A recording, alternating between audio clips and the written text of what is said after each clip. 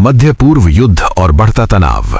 Iran के परमाणु और तेल केंद्रों पर हालिया हवाई हमलों के बाद ब्रेंट क्रूड की कीमतें $95 प्रति बैरल के पार पहुंच गई हैं।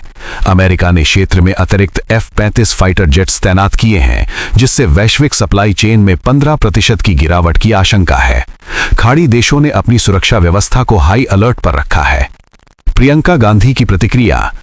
कांग्रेस महासचिव प्रियंका गांधी ने सोशल मीडिया प्लेटफॉर्म एक्स पर बयान जारी कर ईरानी नेता की हत्या को जेनेवा कन्वेंशन का उल्लंघन बताया। उन्होंने कहा कि बिना किसी ठोस अंतर्राष्ट्रीय जांच के ऐसी कार्रवाई विश्व शांति के लिए घातक है। उनके इस बयान के बाद दिल्ली में राजनीतिक गलियारों में कूटनीतिक संतुलन पर बहस छिड़ गई है। सोना चांदी में रिकॉर्ड उछाल। युद्ध की आहट के बीच सुरक्षित निवेश की मांग बढ़ने से MCX पर सोना 82,000 रुपए प्रति ग्राम के ऐतिहासिक स्तर को पार कर गया है। चांदी की कीमतों में भी एक ही दिन में 3500 रुपए की वृद्धि देखी गई है। सर्राफा विशेषज्ञों का मानना है कि यदि तनाव कम नहीं हुआ तो कीमतें 10% और बढ़ सकती हैं। भारत कनाडा शिखर वार्ता। पीएम मोदी और कनाडा के पीएम मार्क कार्नी के बीच दिल्ली में हुई बैठक में कॉम्प्रिहेंसिव इकोनॉमिक पार्टनरशिप पर चर्चा हुई। दोनों देशों ने खालिस्तानी चरमपंथ और सुरक्षा चिंताओं को दूर करने के लिए एक जॉइंट टास्क फोर्स बनाने पर सहमति जताई है। पिछले 2 वर्षों के तनाव के बाद ये पहली बड़ी द्विपक्षीय प्रगति है। राष्ट्रपति द्वारा महिला कल्याण योजना।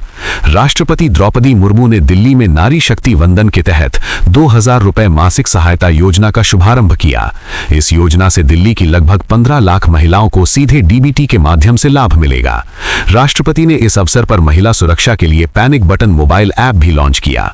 भारत नेपाल सीमा सील।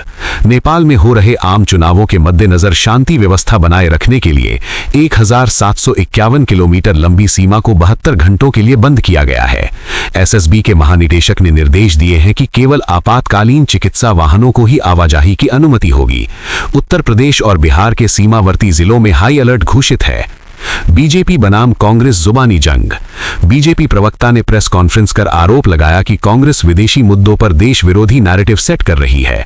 उन्होंने कहा कि प्रियंका गांधी का बयान भारत की कूटनीतिक तटस्थता को नुकसान पहुंचाता है। जवाब में कांग्रेस ने इसे अभिव्यक्ति की आजादी और मानवाधिकारों का मुद्दा बताया है। TMC का मिशन 84। पश्चिम बंगाल की सत्ताधारी TMC ने अनुसूचित जाति जनजाति बहुल 84 सीटों पर 60 दिवसीय सघन अभियान शुरू किया है। इस अभियान के तहत पार्टी कार्यकर्ता हर घर जाकर केंद्र सरकार की वंचित विरोधी नीतियों का पर्दाफाश करेंगे। ममता बनर्जी खुद इन क्षेत्रों में 12 बड़ी रैलियां करने वाली हैं। CBSE बोर्ड परीक्षा का असर। मध्य पूर्व के देशों जैसे ईरान, लेबनान, इजराइल में सुरक्षा कारणों से CBSE ने 10वीं और 12वीं की परीक्षाएं स्थगित कर दी हैं। इन देशों में स्थित 30 से अधिक केंद्रों के लगभग 5,000 छात्र इससे प्रभावित हुए हैं। बोर्ड ने स्पष्ट किया है कि स्थिति सामान्य होने पर नई तारीखों की घोषणा की जाएगी। INS सूरत की तैनाती। भारतीय नौसेना ने ऑपरेशन संकल्प के तहत अपने आधुनिक विध्वंसक INS सूरत को बहरेन के पास तैनात किया है। ये युद्धपोत भारतीय व्यापारिक जहाजों को समुद्री लुटेरों और मिसाइल हमलों से सुरक्षा प्रदान करेगा। नौसेना ने क्षेत्र में ड्रोन हमलों को रोकने के लिए विशेष इलेक्ट्रॉनिक वॉरफेयर सिस्टम सक्रिय किया है। कश्मीर में विरोध प्रदर्शन। श्रीनगर और बडगाम के कई हिस्सों में शुक्रवार की नमाज के बाद अमेरिका विरोधी मार्च निकाले गए हैं। सुरक्षा बलों ने संवेदनशील इलाकों में धारा 144 लागू कर दी है और इंटरनेट की गति कुछ स्थानों पर सीमित की गई है। प्रशासन ने लोगों से शांति बनाए रखने और किसी भी अफवाह पर ध्यान न देने की अपील की है। लखनऊ कुत्ता हमला मामला। लखनऊ के गोमती नगर इलाके में आवारा कुत्तों के झुंड ने 5 साल की बच्ची पर हमला किया, जिससे उसकी मौत हो गई। इस घटना के बाद स्थानीय लोगों ने नगर निगम कार्यालय के बाहर भारी प्रदर्शन किया है। नगर आयुक्त ने जांच के आदेश देते हुए शहर में एनिमल बर्थ कंट्रोल प्रोग्राम को तेज करने का वादा किया है। T20 world cup Bharat versus England. ICC T20 world cup 2026 के ग्रुप चरण के मुकाबलों के बाद भारत और इंग्लैंड के बीच सेमीफाइनल मुकाबला तय हो गया है। भारतीय टीम अपने ग्रुप में टॉप पर रही है, जिसमें सूर्य कुमार यादव 300 प्लस रनों के साथ सबसे आगे हैं। ये महामुकाबला अगले सप्ताह मेलबर्न या कोलकाता में खेला जाएगा। ग्राम पंचायत स्वच्छता अभियान। केंद्रीय पंचायती राज मंत्रालय ने स्वच्छ भारत 3.0 के तहत 2 से 4 मार्च तक विशेष अभियान की घोषणा की है। इसमें देश की 2.5 लाख ग्राम पंचायतों में कचरा कचरा प्रबंधन और जल निकासी की सफाई की जाएगी। उत्कृष्ट प्रदर्शन करने वाली पंचायतों को 10 लाख रुपए तक का पुरस्कार दिया जाएगा। राजस्थान स्वास्थ्य संकट। बूंदी जिले के बराना अस्पताल में स्वीकृत 10 डॉक्टरों में से केवल एक ड्यूटी पर तैनात है, जिससे चिकित्सा सेवाएं ठप हैं। ग्रामीणों ने अस्पताल के मुख्य द्वार पर ताला लगाकर प्रदर्शन किया और सरकार से स्थायी नियुक्तियों की मांग की। राज्य स्वास्थ्य मंत्री ने 48 घंटे के भीतर वैकल्पिक व्यवस्था का आश्वासन दिया है। जोधपुर विज्ञान मेला। जोधपुर के संभाग स्तरीय विज्ञान मेले में 200 से अधिक स्कूलों के छात्रों ने AI इन एग्रीकल्चर और ग्रीन एनर्जी पर मॉडल पेश किए। शिक्षा विभाग ने विजेता छात्रों को राज्य स्तरीय प्रतियोगिता के लिए चयनित किया है। इस आयोजन का उद्देश्य ग्रामीण छात्रों में वैज्ञानिक सोच विकसित करना है। अंबिकापुर दुर्घटना। अंबिकापुर बिलासपुर हाईवे पर एक तेज रफ्तार बाइक के डिवाइडर से टकराने से 22 वर्षीय युवक की मौके पर ही मौत हो गई। पुलिस के अनुसार युवक ने हेलमेट नहीं पहना था और बाइक की गति 100 किलोमीटर प्रति घंटा थी। स्थानीय प्रशासन ने इस ब्लैक स्पॉट पर साइन बोर्ड लगाने के निर्देश दिए हैं। रूस यूक्रेन युद्ध अपडेट। रूसी सेना ने खार्किव और नीप्रो क्षेत्रों में 40 से अधिक मिसाइलें दागी हैं, जिससे बिजली ग्रिड पूरी तरह ठप हो गए हैं।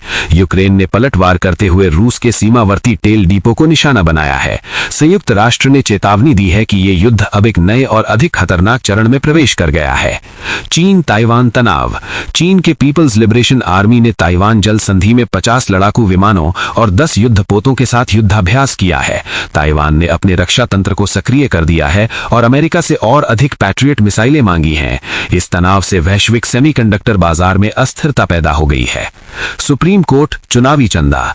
सुप्रीम कोर्ट की संवैधानिक पीठ ने राजनीतिक दलों को मिलने वाले अनाम चंदे पर सख्त टिप्पणी की है। कोर्ट ने कहा कि मतदाताओं को यह जानने का अधिकार है कि पार्टियों को पैसा कहां से मिल रहा है।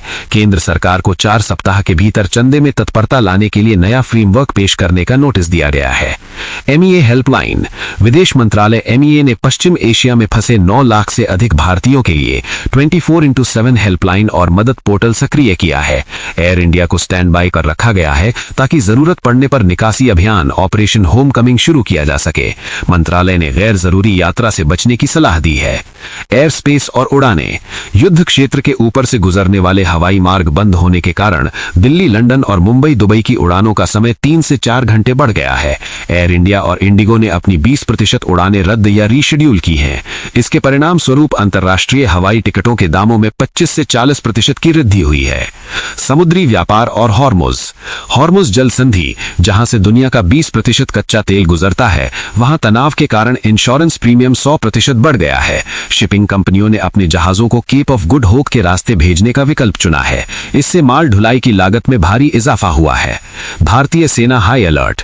पश्चिमी सीमा और समुद्री तटों पर भारतीय सेना और कोस्ट गार्ड ने ऑपरेशन विजिलेंट शुरू किया है।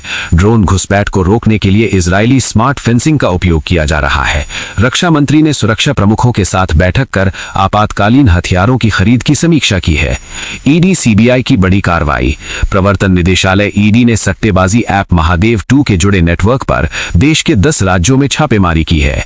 इस दौरान 150 करोड़ रुपए की संपत्ति और डिजिटल दस्तावेज जब्त किए गए हैं। जांच में सामने आया है कि इस पैसे का इस्तेमाल अंतर्राष्ट्रीय हवाला और चुनावों को प्रभावित करने के लिए किया जा रहा था।